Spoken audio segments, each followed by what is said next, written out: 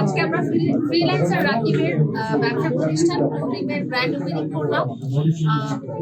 এটা রামপুরা বনশ্রীতে অবস্থিত। দেখতেই তো পাচ্ছেন যে প্রদীপটা কিসের শুরু। বাকি ডিটেলস আমরা ঘুরে ঘুরে আপনাদের সাথে শেয়ার করবো। এখন আপনাদের যদি কিছু বলার থাকে আপনারা জিজ্ঞেস করতে পারেন। এই প্রশ্নটা আমি করলাম যে রাকিব, আমি কেন তোমার কাছে স্পেশাল? আসলে বিষয় হচ্ছে কি যে আমি অনেক সেলিব্রিটির সাথে চলাফেরা করছি, কিন্তু লাইলা আপুর মতো আমি কাউকে পাইনি। মানে এটা আসলে আমি বলে প্রকাশ করতে পারবো না। ওনার সাথে আমার যুক্ত সম্পর্ক, আমি ওনাকে বড় প্রচন্ড লেভেলের ভালোবাসি। উনি এতটা ডেডিকেটেড যে কোনো বিষয়, এটা আসলে এটা বলার আমি আসলে বলে প্রকাশ করতে পারবো না কখনো লাইলা আপুর বিষয়।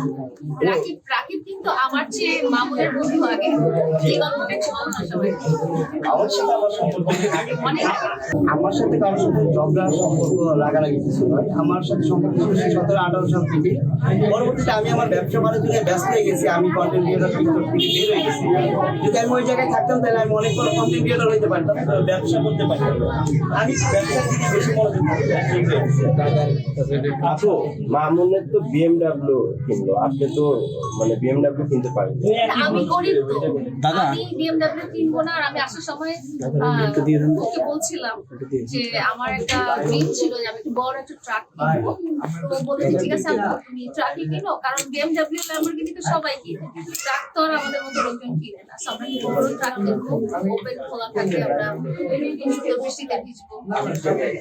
আচ্ছা, অনেকদিন পরে আপনাকে দেখছি যে অনেক সময় আপনি পার্লার বা সেলুন ওপেনিং এ যান, আজকে একটা শপ ওপেনিং এ এসেছেন, এটা কেমন? এই অনুভূতিটা একটু জানতে চাই। এই অনুভূতি এখন ঈদের সময় যদি কমার্শিয়ালি চিন্তা করি, যে ঈদের সময় আসলে যেটা হয় যে ড্রেস, এই রোজারি থেকে আমরা ড্রেসই, এইটা খুব একটা ভালো একটা সময় ছিল রাকিবের জন্য, যে এই টাইম স্বপ্ন দিয়েছে, ভালো একটা ব্যবসায়িক দিকে গিয়েছে।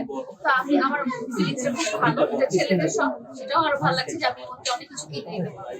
আসলে নতুন কিছু করে কিছু বলার কিছু নাই, সে তো উদ্যোক্তাদের কাছে খুবই পরিচিত, ডিজিটাল প্ল্যাটফর্মে যারা আছেন, ক্রিয়েটররা যারা আছেন তাদের কাছে খুবই পরিচিত। সে হয়তো খুব ভাইরাল কিছু না, বাট সে খুব পরিচিত, সবার কাছে খুব বড় একটা আস্থার জায়গা।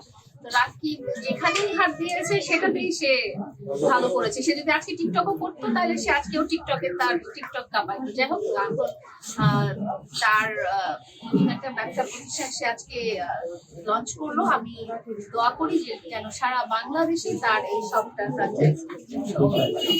এবং আজকে উপস্থিত ইমন চমৎকার একটি লোকে এসেছে, এবং ইমনের কাছে একটু অনুভূতিটা জানতে চাই। অনেকদিন পরে লায়লা আপুর সঙ্গে আপনি একটি শোরুম ওপেনিং এ এসেছেন। হ্যাঁ, আমি আপুর সাথে অনেকদিন ধরে যাচ্ছি না, কারণ আমি একটু বিজি ছিলাম, কারণ অন্যদিকে আমার একটু কাজ আছে, একটু আগে ধরো, এই জন্য আমি যাইতে পারতেছি না আপুর সাথে। অনেক জায়গায় ইনভাইট করতে পারি, যাইতে পারি। তো এখানে আসছি, আমি ঢাকার বাইরে ছিলাম, এখান থেকে ভাইয়ার কল পাইছি, আপু বলছে, এই জন্য আসার। তো আমার কাছে ভালোই লাগতেছে এখানে আসার পরে, অনেকদিন পরে আসছি। লায়লা আপুর সঙ্গে ভিডিও বানিয়েই আপনি বেশি আলোচিত, এটা আসলে কিভাবে দেখেন? বা এটা আমি ভালোই দেখি। হ্যাঁ, লাইভে আমরা এটা নিয়ে কথা করতেছিলাম গাড়িতে, কারণ ওর সাথে আমার ভিডিওগুলো যেভাবে ঠাস করে ভাইরাল হয়ে যাবে, কারণ কখনো ওর সাথে কিন্তু ভিডিও আমরা অনেকদিন করছি, কোনোদিনও ওইভাবে আমরা নোটিস করে না যে আমরা এইভাবে ভিডিও করবো কখনো। তারপরে এটা নিয়ে ভিডিও করা হচ্ছে যে আপুর সাথে আমি বর্তমানে যে ভিডিও গুলো ফানি ভিডিও, আর আপুর আইডিতে যেগুলো আপলোড দেওয়া একটু রোমান্টিক। আমরা তো জানি বা আমরা কি বললো, এটা আমাদের জানার বা দেখার।